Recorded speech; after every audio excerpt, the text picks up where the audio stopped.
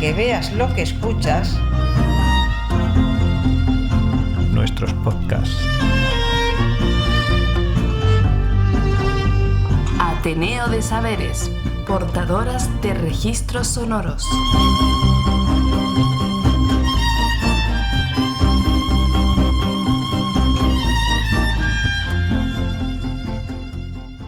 Hola, bienvenidas a este Andurrial.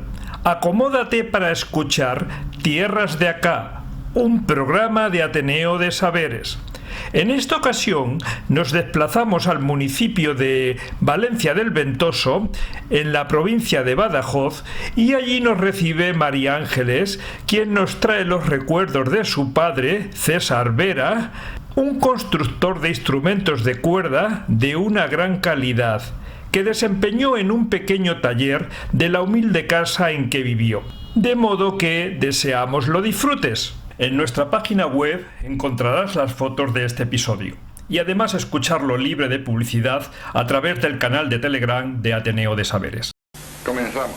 Así que estamos en el taller de artesanía de César Vera. Vamos a ver, César. ¿Cuál es su labor? ¿Qué trabajo o profesión, digamos, que está realizando? Pues bueno, ahora concretamente estoy haciendo la operación de hacer el mosaico de la guitarra. Se puede hacer de distintas maneras, pero vamos, esta es una de ellas. Se abre una entrecalle en la madera en círculo, sí, en la tapa armónica, y el mosaico que está previamente preparado, pues se va encolando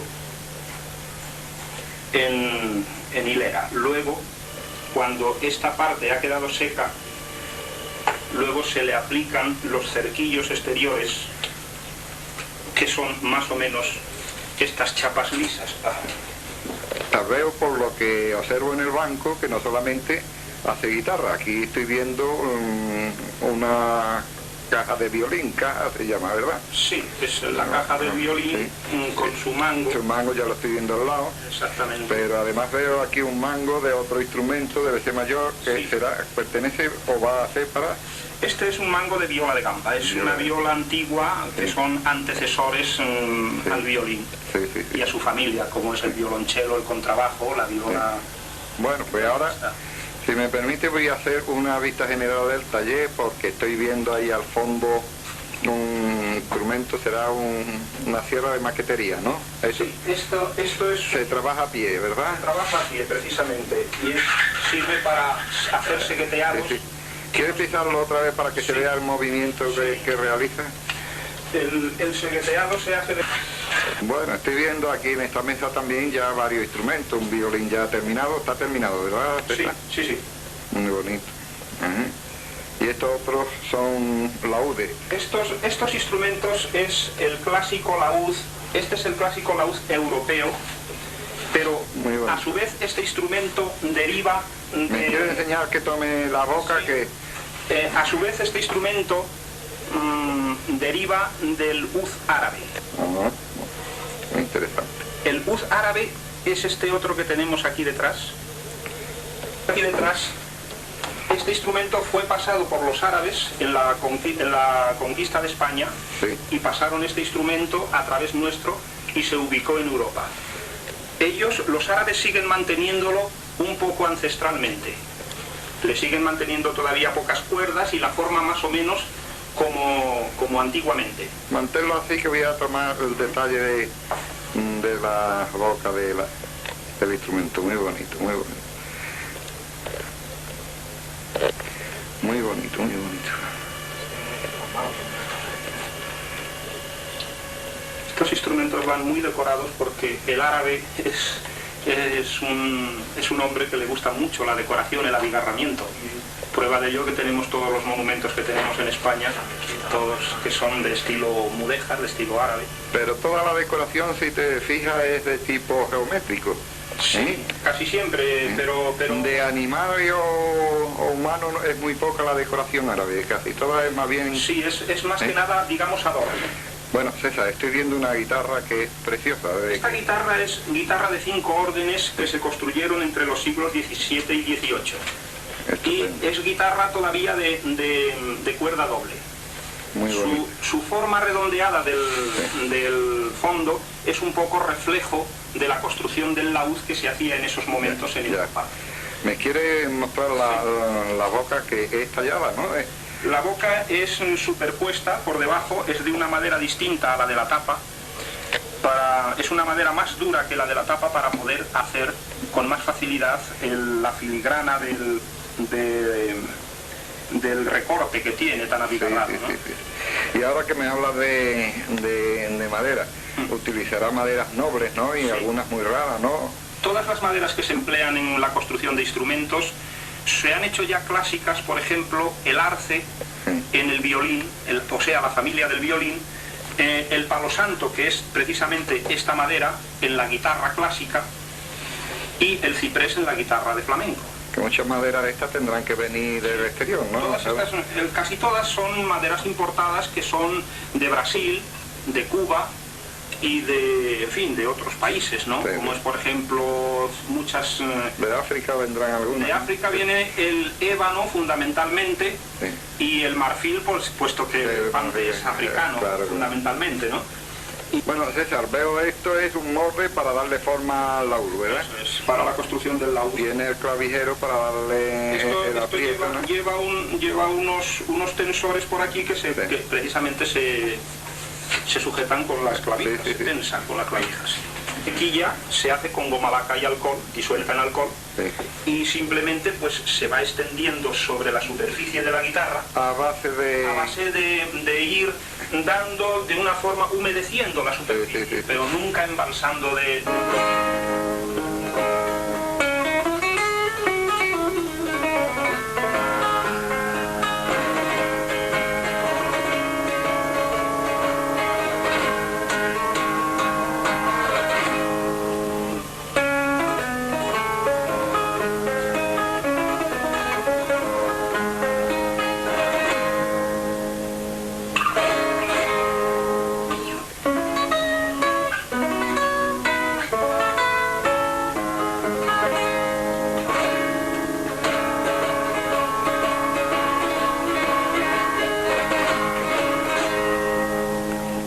César.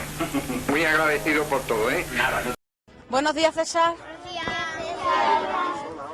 Muy bien, chicos, pues continuamos con la visita. Como ya sabéis, hemos visto cosas interesantes sobre Valencia del Ventoso y, por supuesto, no podíamos perdernos a nuestro gran maestro y artista, César, y él nos va a contar muchas cosas interesantes sobre los instrumentos de cuerda. Entonces, ¿queréis ver mis instrumentos de verdad? Sí. Bueno, pues vamos para adentro, ¿eh? ¿Os parece bien? Sí. Venga, vamos para adentro. Este es mi taller, es muy pequeñito y os voy a enseñar mis instrumentos, más o menos cómo se van construyendo. El taller es muy chiquitito, tiene un banco de trabajo y tiene allí herramientas para hacer cosas. Tenía Nos enseñó también una cosa con que hacía la forma de la guitarra, que era Una guitarra lleva la tapa, el fondo, el aro y se recorta con esto que lo conocéis muy bien, que es el pelo de segueta, que es para hacer calados y cosas de esas, ¿no? Y el cepillo es esto. Esto que tiene, la hoja sale por aquí un poquito, ¿eh? Y entonces simplemente haciendo así, ¿veis? Salen virutitas. En un infiernillo se moja la chapa y la vas poniendo en el infiernillo y se va curvando. En el taller nos ha explicado cómo doblar el arco de la guitarra. La guitarra normal es esta, por ejemplo esta que ya está casi terminada, ¿la veis? Y entonces pues esto está todavía sin barnizar. El taller de César es pequeño, pero tiene hasta arriba lleno de herramientas. Tiene guitarra que está terminando de hacer, otra que la está empezando. ¿Cuánto tarda en hacer la guitarra? Pues una guitarra se puede tardar más o menos 15 o 20 días. ¿Y tu abuelo desde cuándo sabe tocar la guitarra? Ay, pues no sé. Pues era de lo que nos contó de cuando Su hermano, el Tito Fernando y él hicieron guitarra. Decidimos mi hermano y yo dedicarnos a esto de construir instrumentos porque queríamos hacernos una guitarra, porque no teníamos para poder tocar. Y entonces compramos una guitarra muy mala, una guitarra muy barata, y la destrozamos. Y ya, a partir de ese momento, pues ya empezamos a construir guitarras. ¿Y es verdad que la desmontaron? Pues no sé, a mí no me ha contado eso nunca. Pues estos ya están terminados y entonces os explico muy rápidamente para que os hagáis una idea. La viola, la guitarra, el violín, la guitarra de muchos tipos, la flamenca, la guitarra flamenca, la guitarra actual, la guitarra del 2019. Eso que parecía una pera, ¿cómo se llamaba? Y este instrumento, que parece media pera, este es un instrumento que lo construyen los árabes, se llama ud. Este es un instrumento mucho más antiguo que el violín. Se construyó, por ejemplo, en los siglos XIV, el XV, se llama fídula. Esto es un instrumento que se llama vihuela. Y la vihuela se hizo en el siglo XVI también. Ahora me despido de vosotros tocando un poquito la guitarra. ¿Os parece bien?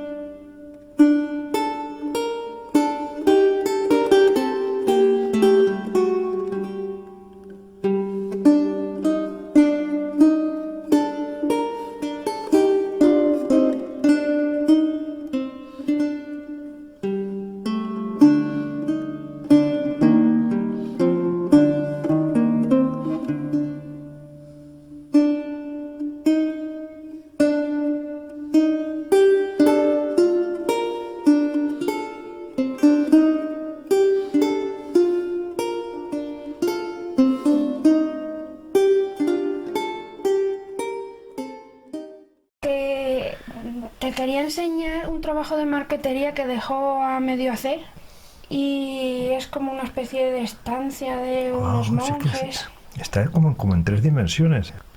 Él lo iba haciendo con maderas nobles. Esto es palo santo. Porque tuvo la pequeña espinita de no haber sido pintor. Él pensaba que si se hubiera dedicado más podría haber llegado a pintar. Y entonces cuando vio que no tenía la técnica de los pintores, pues lo hacía con madera. Y tiene unos cuantos cuadros hechos de marquetería muy bonitos. Es como una casa de siglos atrás, ¿no? Sí, es sí. el fogón en la... Sí, estaba un poco obsesionado con el medievo y le gustaban todos esos temas. Wow. Y estos son como unos monjes, ¿no? Los que... Él ha querido representar eso, pero vamos, esto iría luego incrustado, la silueta en su sitio. Mira, la tiene dibujada de dónde iría. Lo que todavía no había hecho es el hueco donde encajarla. Y va jugando con el color de las maderas. Sí. Bueno, veo que aquí estamos en su taller. Sí. Y está tal como él lo dejó. Tal como él lo dejó. Últimamente él tenía muchos problemas de visión porque tenía un ojo vago. Sí. Y el ojo que tenía bueno, pues ya casi no se le podía, tenía tantas dioptrías que él mismo se construyó este artefacto de lupa para poder ver lo que hacía. Wow, lo que me está mostrando son sus gafas. Donde tenía el problema del ojo, él se superpuso otro cristal de aumento, ¿no? Sí, y entre este artefacto de lupa y la lupa que le puso a sus gafas, pues... Él iba tirando. Sí, se las arreglaba. Ay, qué bueno, qué bueno, qué bueno. La verdad es que No sé, siento un áurea aquí en el taller como si estuviese él presente, ¿eh? No sé. Tiene que andar por aquí sin duda. Ah. Porque era su sitio predilecto. Estos son ensayos. ¿Me estás enseñando guitarras en este caso? Sí.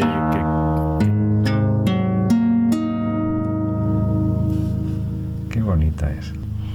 Pues son ensayos que hizo a lo último para ver otros modos de sonido con las tapas con distintos huesos y... Veo que tienes aquí otras guitarras que dejó a medio hacer. Que están a medio hacer. Sí, él quería hacer una colección de vihuelas. La vihuela que es esta, ¿no? La vihuela es... Esta también. Esto es otro ensayo de guitarra. Sí. Estos son guitarras. Esta de palo santo. Y entonces la vihuela es esto. Ay, sí. Que tiene una celosía en lo que es el hueco de la caja. Sí. Él construía todo, hasta los útiles para hacerlo. Entonces, y además las celosías eran creadas por él. Es muy delicada esa celosía. Sí. Él, aparte de seguetearla, pues luego la tallaba y la entrelazaba, o sea, esta rama pasaba por debajo de la otra y toda esa trama la hacía con la talla. Preciosa. ¿Tiene la firma suya en el instrumento por dentro? Sí, pero no sé si la vamos a poder... No, pero es simplemente saber si él marcaba sus creaciones, ¿no? Sí, ahí está. En el mes de julio del 2002. Sí. Qué bonito. ¿Cuánto tiempo pasaba él en el taller? Él pasaba aquí muchas horas. Él pasaba las mañanas, las tardes, algunas noches. ¿Aquí qué quería hacer aquí? Esto es una tapa, una trasera de una guitarra. De un modelo... Está inacabada porque lo que iba es con iba haciendo un efecto de 3 dimensiones con piezas en madera como cubos. Cubos, sí. Y él tiene dibujado la silueta de lo que sería. Entonces primero la iba a cubrir y luego ya la recortaría. Claro. Este modelo así tan pequeñito y que parece un cacahuete, como él decía. Es verdad. Pues son modelo Torres y modelo de otro constructor del siglo XIX que él replicaba, él iba replicando los pasos de cada época. De cada época. Quiso hacer una colección hasta llegar a nuestros días, hasta la guitarra clásica de nuestros días. Sí. Y estos son los trabajos que dejó a medias. Él tenía encargos de gente que le solicitaba. Sí, él toda la vida malvivió de esto. Él toda la vida tuvo encargos, pero ya cuando llegó aquí tuvo un problema como de aislamiento, pero no fue exactamente porque viviéramos aquí, eso no tiene que ver. Incluso a él no le cogió la época internet, que es un medio de comunicación con el mundo entero, ¿no? Cuando a él le cogió, si se hubiese incorporado, a lo mejor habría podido hacer algo.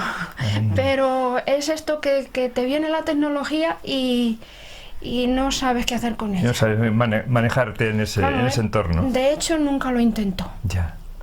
Pero cuando llegó aquí, que él se vino teniendo unos 40 años o así, pues ya, traía un pequeño problema de Sevilla. Él estuvo en Sevilla, estuvimos viviendo en Sevilla. Porque él, ¿de dónde es él? Él es nacido en Cuenca. ¿Y allí pasó su infancia? La posguerra, el hambre y todo eso que ya conocemos. Él venía de una familia de ebanistas. Ajá. Entonces su abuelo, por lo visto, era un ebanista que tenía tiendas, tenía dinero, pero era una persona muy usurera y entonces digamos que se desentendió de los nietos. Una cosa muy triste, pero fue así. Entonces su abuelo tenía muchos hijos y todos trabajaban para él. Entonces, de los mayores era mi abuelo Gabriel, y mi abuelo Gabriel era un gran ebanista. Lo que pasa es que era fiel a las órdenes de su padre, como en aquellos entonces ocurría, ¿no? Porque le dijeron que si él iba a Madrid con las manos que tenía, pues podría haber medrado y haber hecho mucho. A mi abuelo le pasó algo. Estuvo en la guerra. Se libró de lo que son los peligros de una guerra. Y vamos, como si te toca la lotería, volver vivo de la guerra. Pero vino muy débil. Y entonces le pidió al abuelo un dinero para irse al pueblo de la abuela a recuperarse un poco hasta que... Y el abuelo se lo negó. Le dijo que a trabajar. En un Cuenca y en un invierno... ¿De quién me estás hablando ahora? Ahora te estoy hablando del padre de mi padre. Ah, vale, de tu abuelo. Entonces... Pero el que fue ebanista, sí, que también le venía de tu tatarabuelo. Sí. Vale. Entonces, como venía tan débil y lo hizo levantarse a las 6 de la mañana en un Cuenca con temperaturas de bajo cero y venía tan débil, pues cogió una pulmonía y murió con 31 años, me parece. Qué joven. Y entonces dejó 2 hijos, mi padre con 1 año y mi tío con 5. Ay, entonces ahí no pudo coger la profesión de tu padre, claro. No, pero como andaba siempre por allí, no sé, parece como si lo llevara en la sangre. Ay.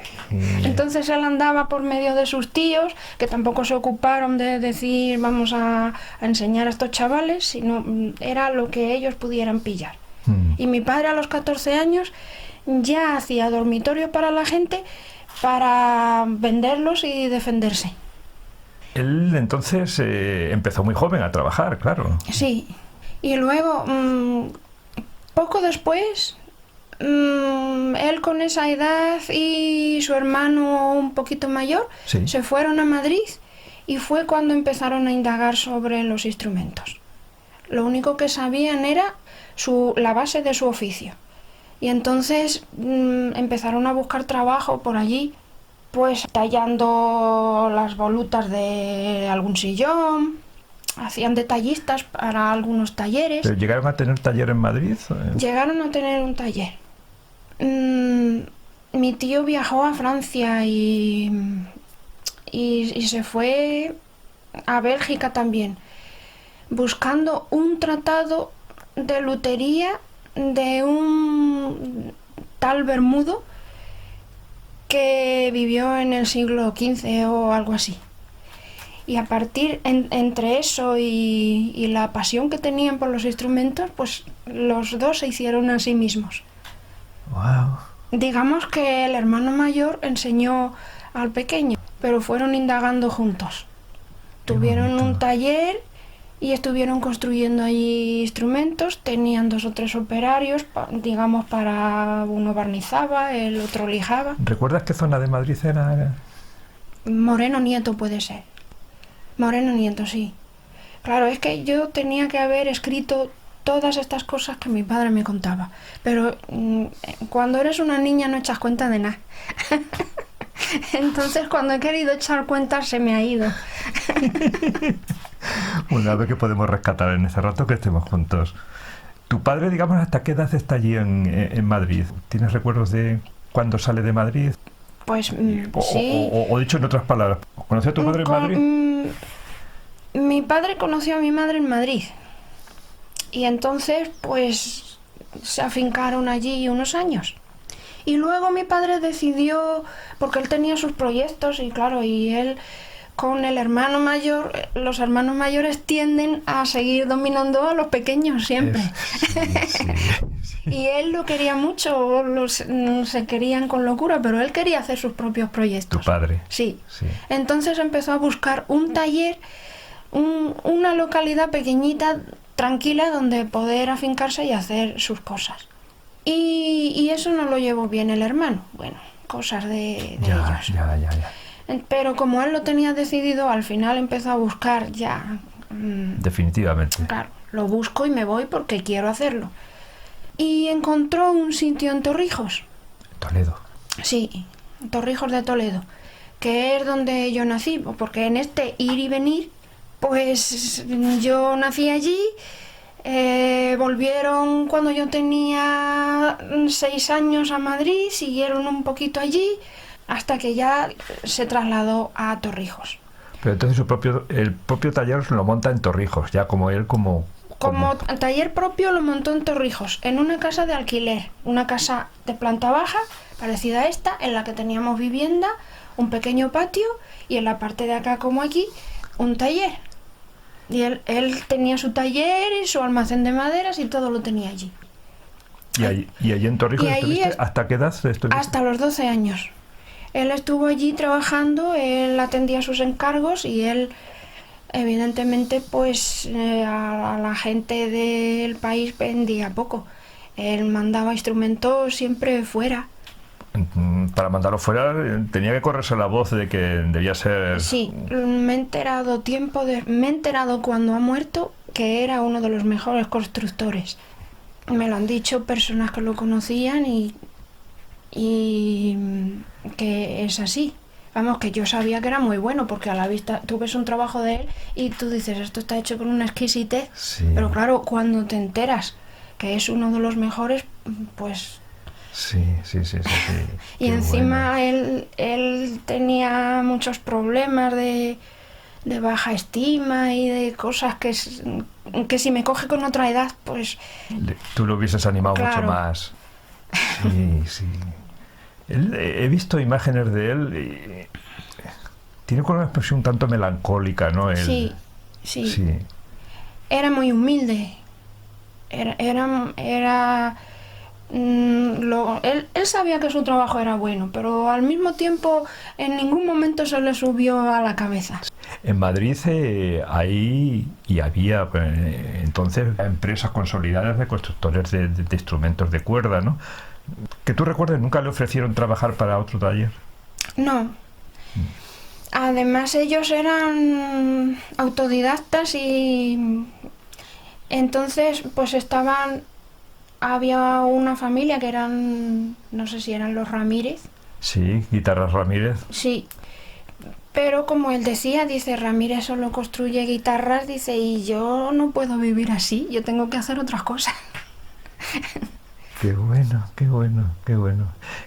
¿Qué recuerdos tienes tú de tu padre de pequeña?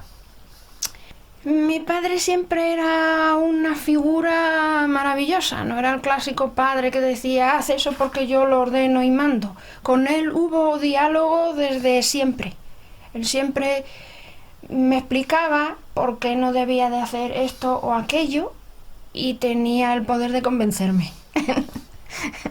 Entonces luego cuando yo decidí pintar, porque a mí me gusta la pintura, solo dijo melancólicamente, vaya por Dios, has tenido que elegir algo en lo que no te puedo ayudar. ¿Por qué? Claro, él económicamente estaba mal, pero al mismo tiempo desconocía el oficio. Dice, si hubieras elegido esto, te lo digo todo. Y ahora veo que tenía que haber elegido su oficio. Sí. Porque pintores hay muchos y luego en la pintura tampoco llegas muy lejos, digamos, ¿no? Él alcanzó el grado de maestría que tú tenías que haber cogido ese testigo. Dice, es que todo mi aprendizaje te lo hubiera pasado.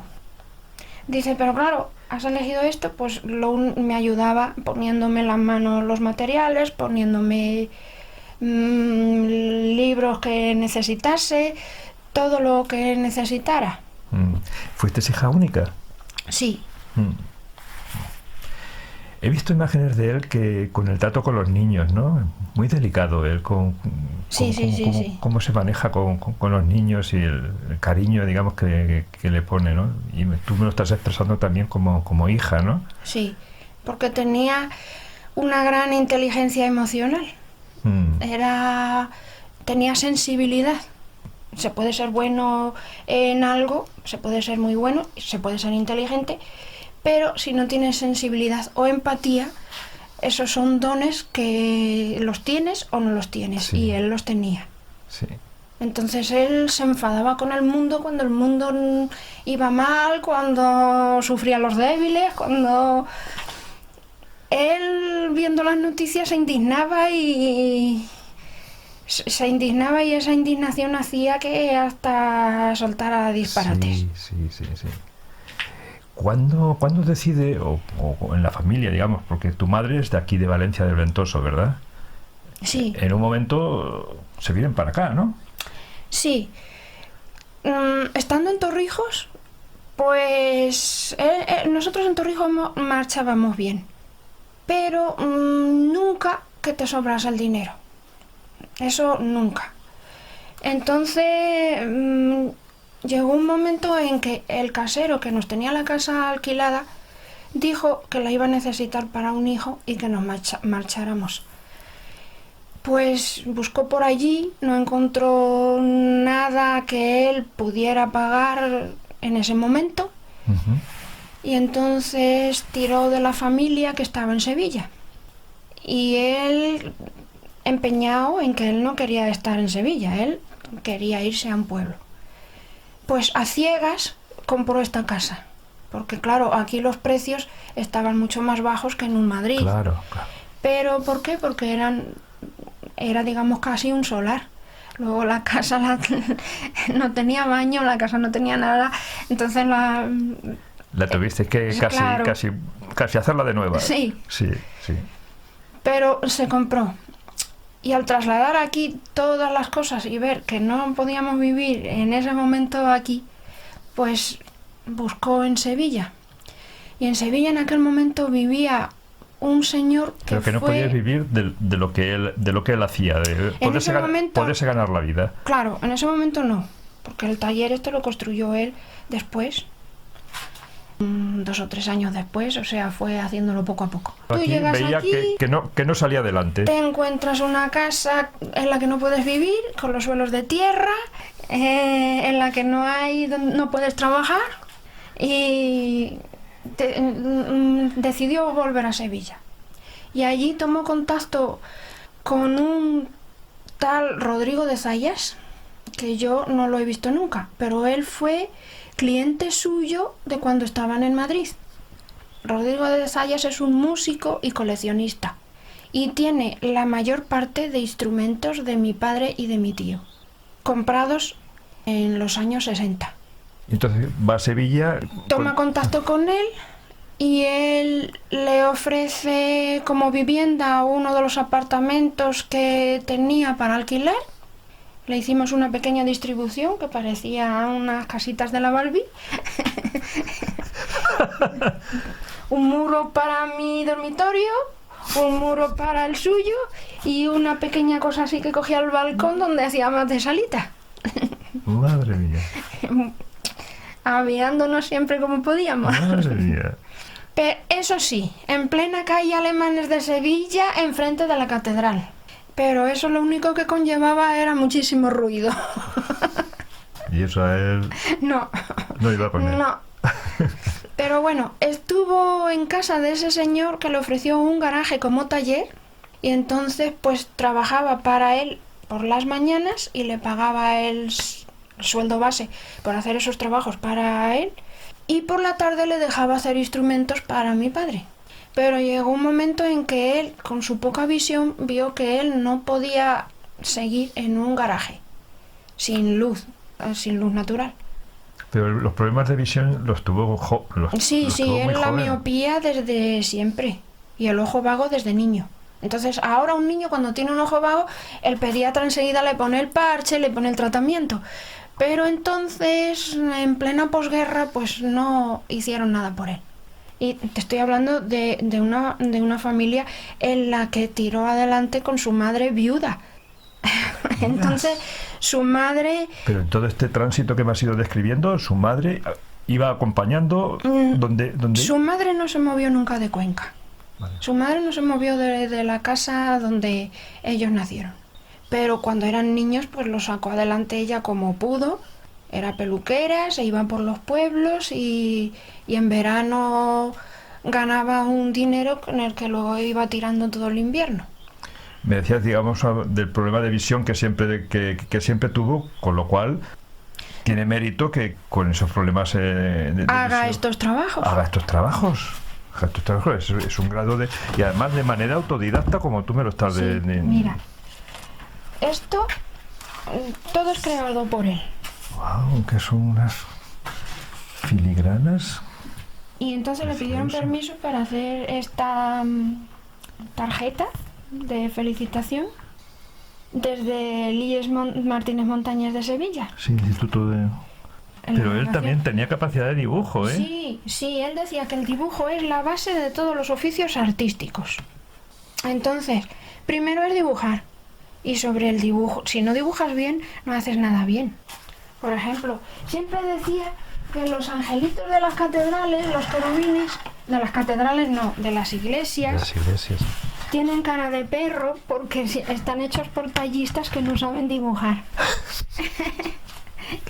Me estás enseñando precisamente ahora en una tabla un querubín que él talló en madera. Sí, él le hubiese gustado ser escultor, pero se quedó en esto atrapó su pasión.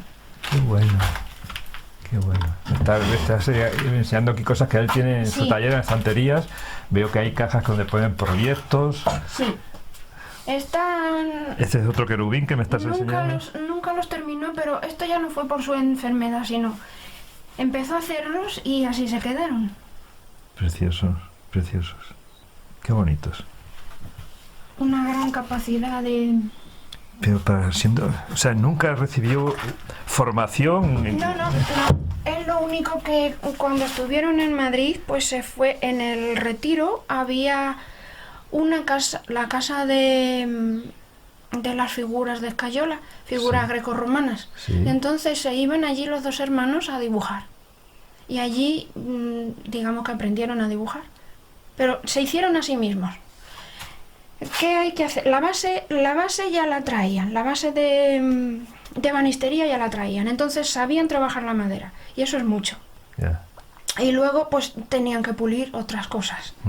Entonces pues se fueron al Retiro y se iban allí X horas y dibujaban los dos, hasta que mi padre dibujaba como un león. Se le daba bien. Sí. Pero el color no se le daba bien cuando quería hacer algo con la técnica que te digo, ¿no? Ya. Que digo que cuando ya se vinieron a Valencia del Ventoso, claro, tu madre estaría encantada, porque ella es de aquí, ¿no? No. Eso podría parecer que es así, eso sería lo normal, pero no. Mi madre pasó aquí una posguerra muy mala y tenía muy malos recuerdos y no quería venir. Pero él se enamoró de este sitio, de esta zona, de estos paisajes. Sí, es que estamos aquí en el taller, que es donde él vivía, y justo enfrente tienes todas unas vistas que se ve la sierra, ¿no? Sí, entonces él estaba enamorado de eso. Y claro, tuvieron sus más y sus menos, pero pues decidió venirse. Y ella siempre apreció la parte que tenía mi padre la parte artística de mi padre, claro, eso lo aprecia todo el mundo, claro, en el momento sí, que ves lo que hace. Pero no estaba satisfecha. Hubiera preferido que su marido hubiese tenido un empleo más fructífero y menos arte. Cuando estás con alguien así... Además no puede ser porque eso es incompatible. Era su pasión. Claro. Y entonces no podía ser. Claro que sí. Ya te voy a enseñar algunas cositas que hizo él de marquetería, intentando suplir ¡Qué preciosidad! La parte que no tenía de pintor. ¡Qué preciosidad! ¡Qué bonito! ¡Qué bonito esto! Me estás enseñando unas...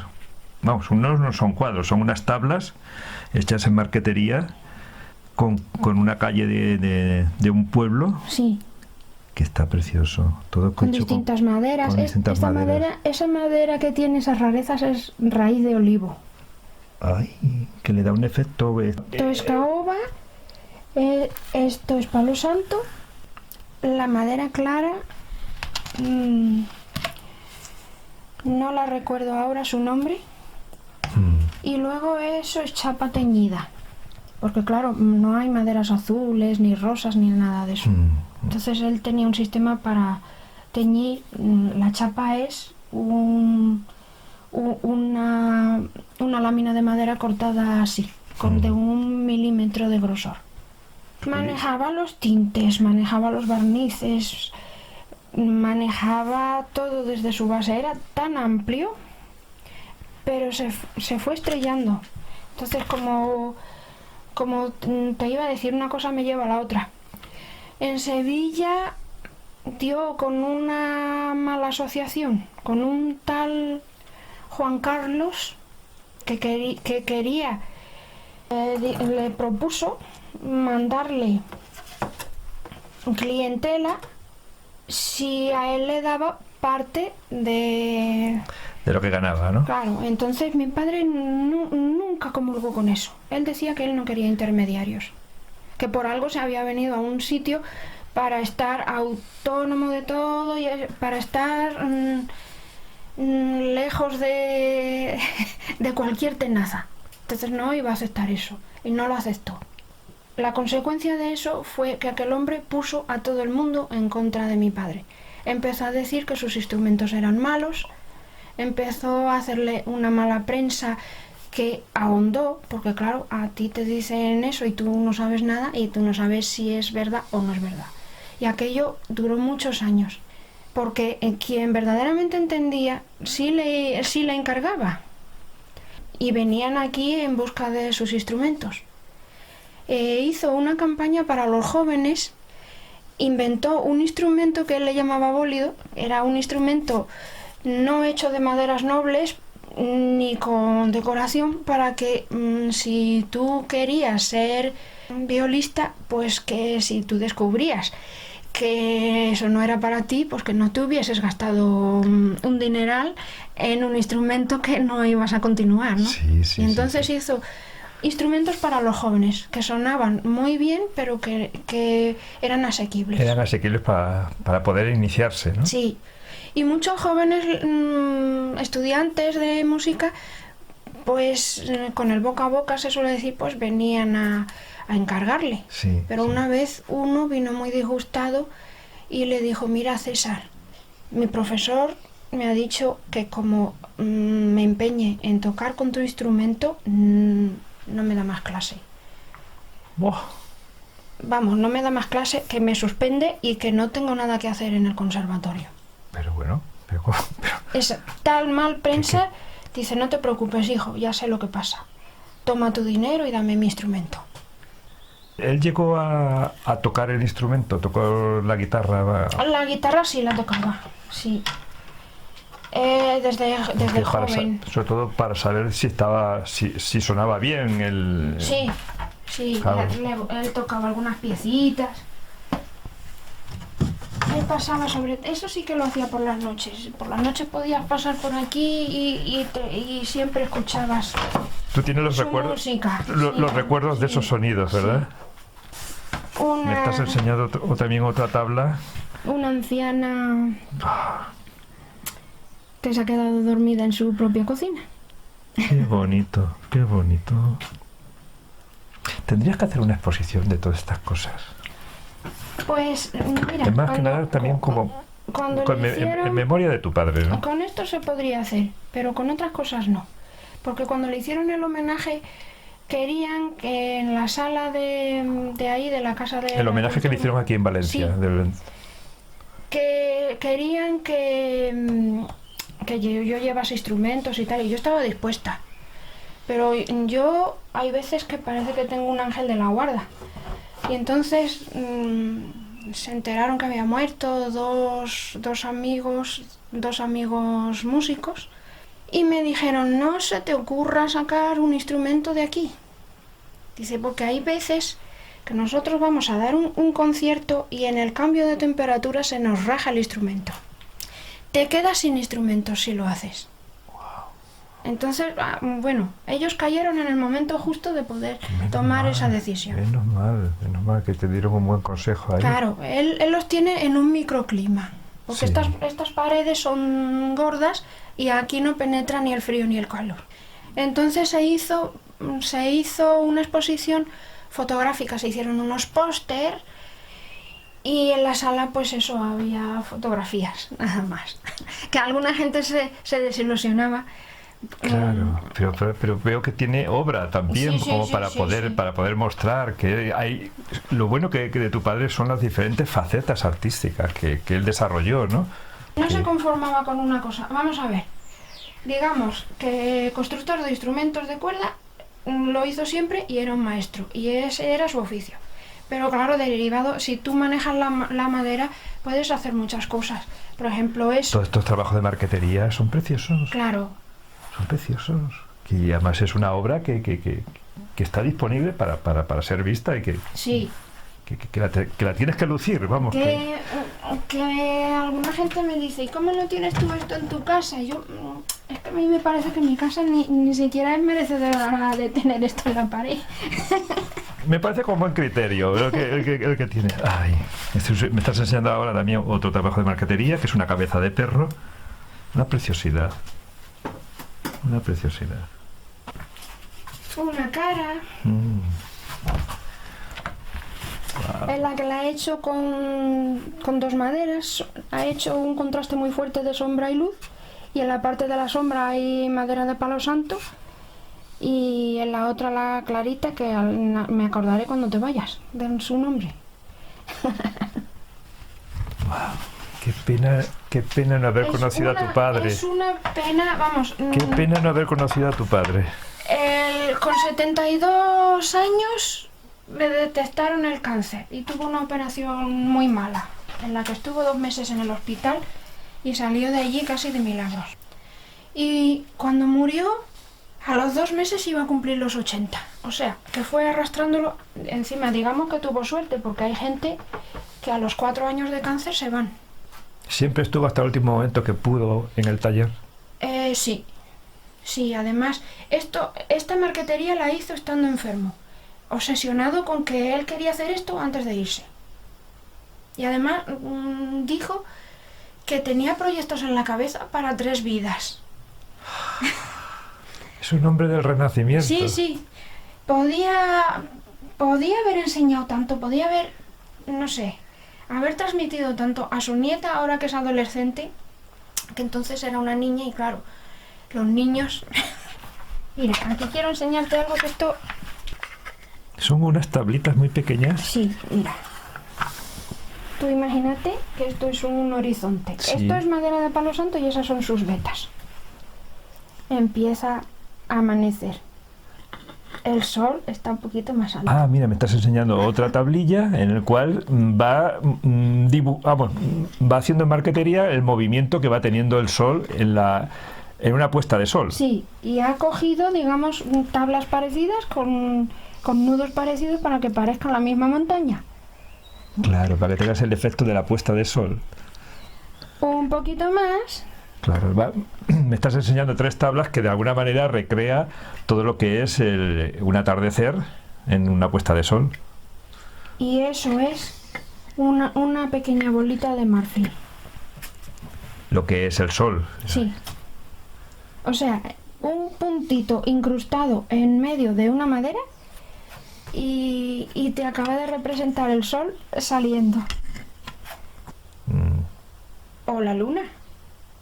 Sí. Porque bien. más parece la luna que el sol. Sí, igual parece también la luna, ¿no? Bueno, puede interpretarse. ¿A quién se le ocurre eso? Pues a él. Sí. Claro, es que Tiene esa capacidad de creación.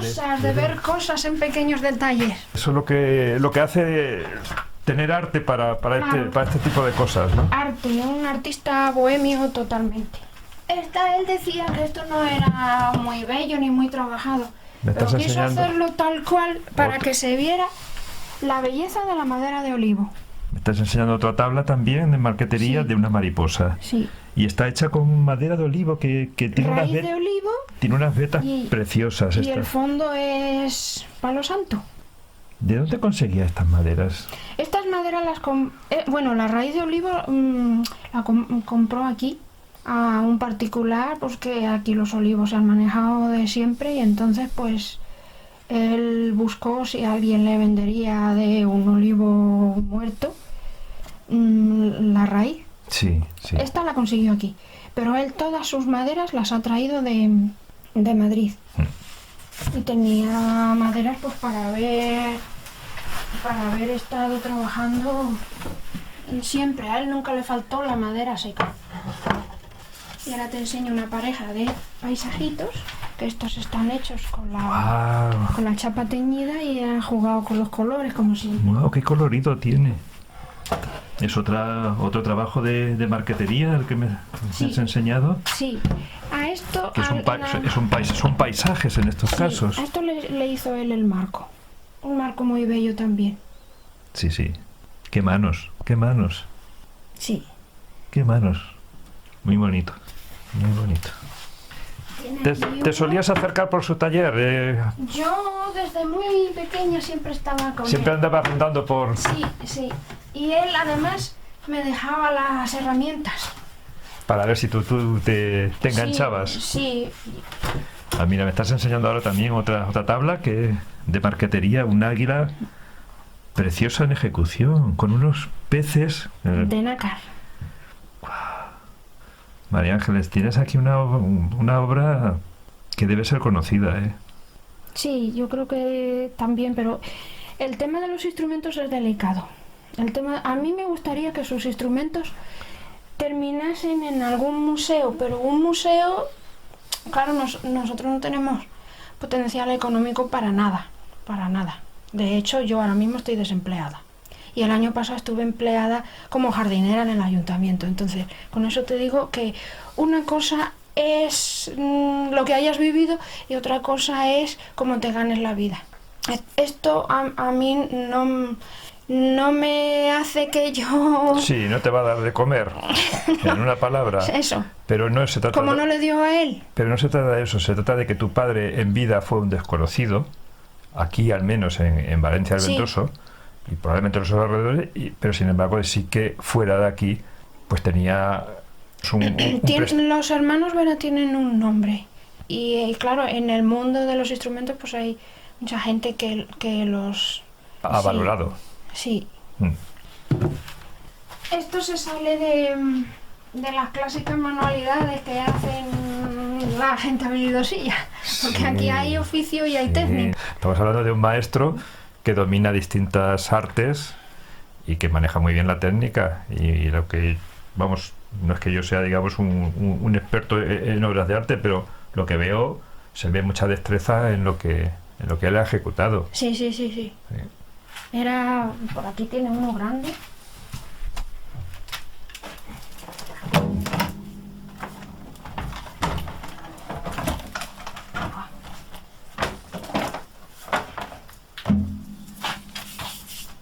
Y ahora no lo voy a encontrar yo. Esto es tremendo.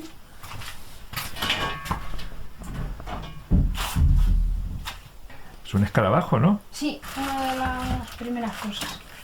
Mira, este dibujo lo hizo muy joven. Es un dibujo a tinta china. El sombrero está hecho a base de rayitas. No es porque a pincel es muy fácil, ¿no? Entonces las rayas son las que van marcando las sombras.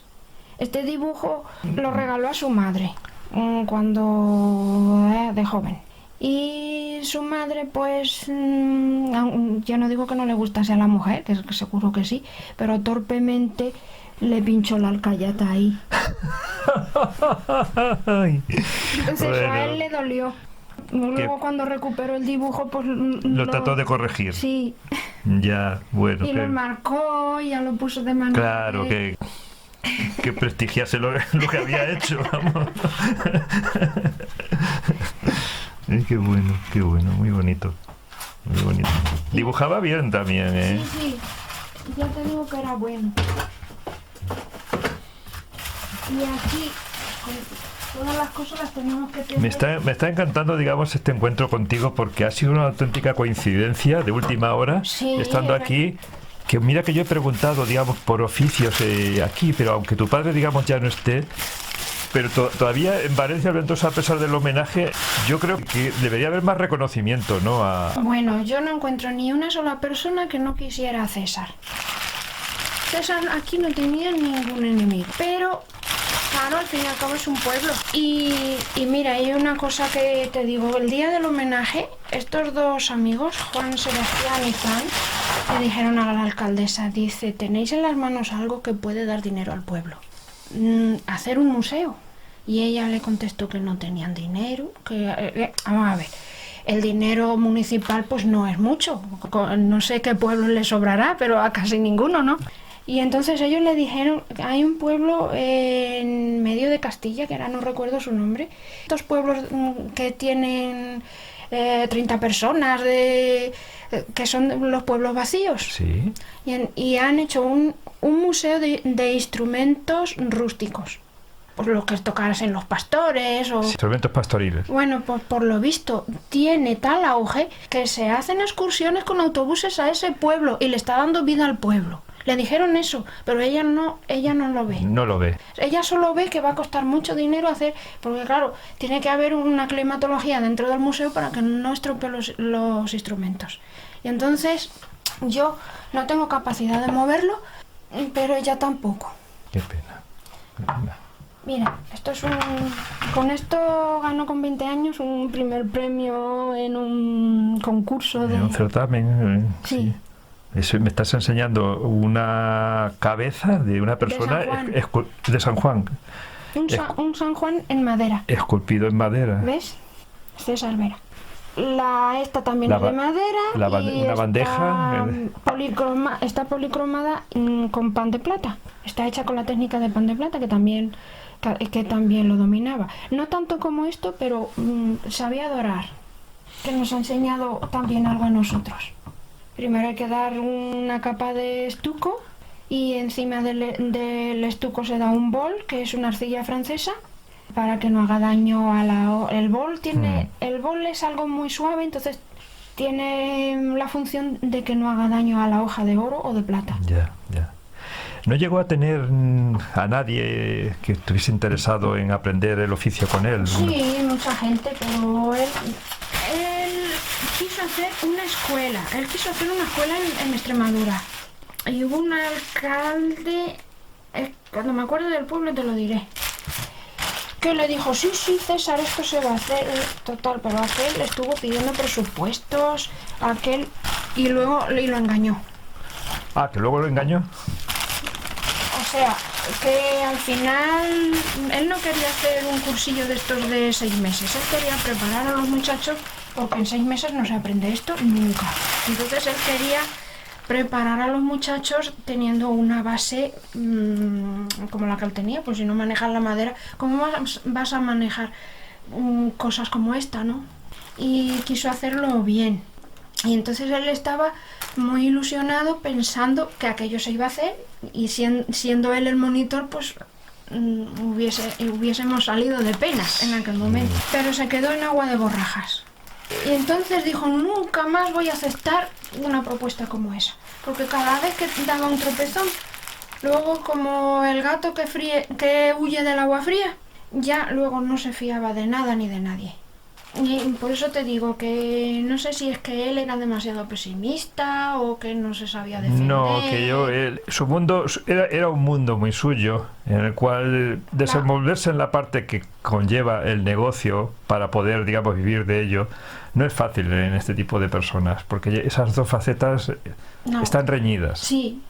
Entonces, tiene que haber alguien, digamos, desde fuera capaz de moverlo. De moverlo. Sí, pero alguien que no intentara abusar. Exacto. Entonces no es fácil. No es fácil. Los tampoco. pintores tienen mecenas, sí. Y tienen su gente que es capaz de mover la obra cuando ven que lo merece, ¿no? Pero claro, vivir en un pueblo también te pilla un poco a trasmano, ¿no? Sí, claro. Tu padre, digamos, en Madrid se movía mejor. Se hubiese movido mucho mejor, sí. Pero tuvo que huir cuando él dijo que aquello se había convertido en una ciudad monstruo, ya no quería estar allí. Debió ser, y vamos, tú lo conoces, muy bohemio, entonces sí. Estas personas, una gran ciudad es un ambiente hostil. Se lo come. Se lo come. Y él no quería nada de eso. ¿Le gustaba la lectura? Creo que... Sí. Él leía horas y horas. Vamos, él decía que no tenía base académica y la verdad que pues no tenía estudios universitarios. Yo tampoco los tengo, pero a él le gustaba leer. Él tenía miedo de todo, y entonces yo me he sacado la secundaria después de mayor, con 53 años. Porque él hizo toda la fuerza que pudo, pensaba que si entraba en una universidad me iban a moldear, podría caer en lo que había en aquellos tiempos, drogas y cosas de aquellas, y intentando protegerme de todo eso, me alejó del sistema. Ahí fue donde se equivocó, a mí no me hizo ningún favor con eso. Porque si no tienes una carrera que te respalde, estás como estuvo él, en el aire. Al final mi madre tuvo que irse a Sevilla para acabar de pagar su seguro. Y fue lo que nos ayudó económicamente en los últimos años. Te emocionan mis palabras. Sí, es una pena ver a alguien de tanta sensibilidad como él y tanta capacidad de amar y tanta capacidad de dar, que se murió no en la indigencia porque teníamos la pensión de mi madre, pero casi. Bueno, nos quedan los recuerdos, nos quedan sus creaciones, nos queda todo lo que es el taller, que lo tienes intacto, está como él lo dejó. Ay, a veces mi vecino de ahí, Tomás, dice, esto tienes tú que cambiarlo, tienes que limpiarlo, tienes que hacer no sé qué. No tengo valor para tocar nada. No sé qué me entra cuando cualquiera de estas cosas va a desaparecer. Pero no sé, ha sido al entrar aquí, hay algo más que el propio espacio. Es como una presencia de tu padre sin estar, porque no sé, están las cosas como si él hubiese salido por la puerta a hacer un recado y nosotros hubiésemos entrado en él. Él salió un día de aquí y cuando se puso peor ya no tenía fuerza para venir y así se quedó.